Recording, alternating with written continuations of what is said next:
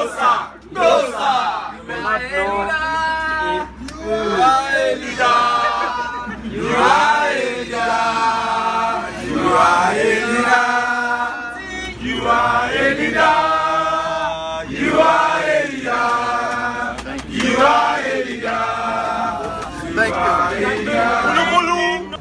are of the very great expectation that you are going to maintain this structure in the manner in which it is being handed over to you, in very good shape. We know that we have a responsible student union in the University of UNILAG.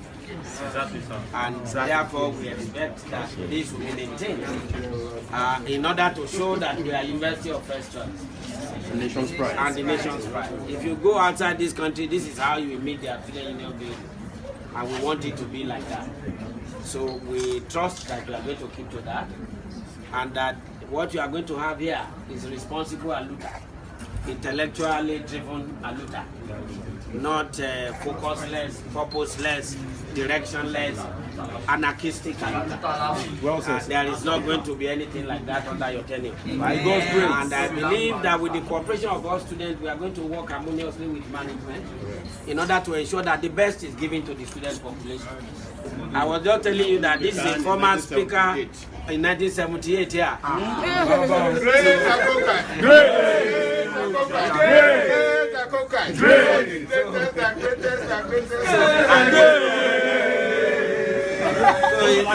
He is now the director of work for the whole University of Lagos. Imagine. If he had been rusticated at that time, he would probably not be here. You know that. And that is why it is important for us to be focused. You must be focused, you must be organized, you must also be disciplined in whatever we do. By the grace of God, we make good use of this building. And we wish and pray that the Lord will be with you. Let me hand over to you in the name of the Father, in the name of the Son, and in the name of the Holy Spirit. Amen. Let's give ourselves a round of applause. Congratulations. Congratulate yourself. I'm also coming back to the busy of this.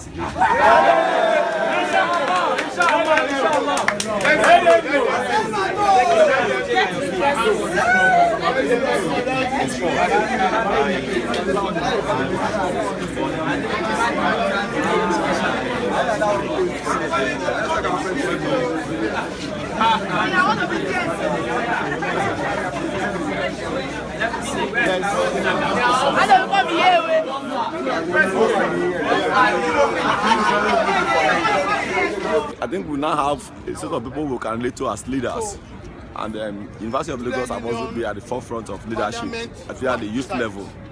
I think that is what we should appreciate. Okay. We thank God they are back, and we're going to guide them. And we had a mandate when I was chairman that we should ensure that student unionism is revived in every Nigerian university, and we ensured that we participated in that. And we also ensured that when President Jonathan changed the name of UNILAG, we were able to use that platform to mobilize the students, and we played a very positive role. And I think since that time, management had a change impression about student unionism. Today we thank God they are back. Since 2005 that management prescribed student unionism, what would you identify as the major setbacks students suffered before now? Well, I think the major setback was that the students realized that they were wrong. And they thought a phone call can kill somebody. But you should also appreciate that at that time GSM was new. So, and they could not interrogate issues that had to do with their welfare and other things. So they were depending on tokenism. But now that they are back, I'm sure we are better mobilized. At that time, I recall in 2005 specifically, there was a students' rampage which was badly managed, and it became violent. For the first time in the history of this university, some houses were burnt, some vehicles were destroyed inside the university on account of the mismanagement of students' affairs and students' welfare. So on account of that crisis, on account of that demonstration, the university had no choice than to proscribe the union. But unfortunately, we didn't know that that proscription will last this long. We thought that it was just a corrective proscription, but it turned out to be, you know, a long while proscription, and then there has to be some struggle, some agitation for us to get it back. The process had been ongoing in the last 3 years. What you are seeing now is just the culmination of that long process. It started by, you know, redrafting a constitution for the union, you know, lifting up ban on faculty and departmental associations and halls of residence, and then all culminating into the election of student executives and then the swearing-in ceremony that we are witnessing today. So it's a process that started some years back, but this is just the the peak of all of these activities. This is not my first time of taking the position of leadership. When I was in Federal College of Education at Koka, I was the president of Technical Student Association. I know what I faced then, in which we have about 5 presidents under me, operating from different departments, building, mechanical, electrical, they are under me. For me to rule them without any age, I will have gathered different experiences. Then I was made the chairman of all departmental president when there was a problem between the House and the executive, like standing as a union then. Then I'm the present secretary of National Youth Council of Nigeria, Shumu Local Chapter.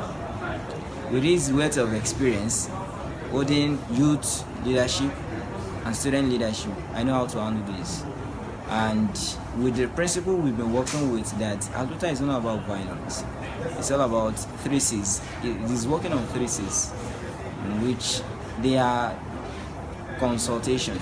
We consult different personalities to get our voice heard. Then we consolidate on it, and that is the second C's. Then we will not bring the third C's, which is confrontation. But we know after consultation and consolidation have failed. There has to be confrontation. Exactly. Then we know they will have viewed to our request before then, because the management has been doing good.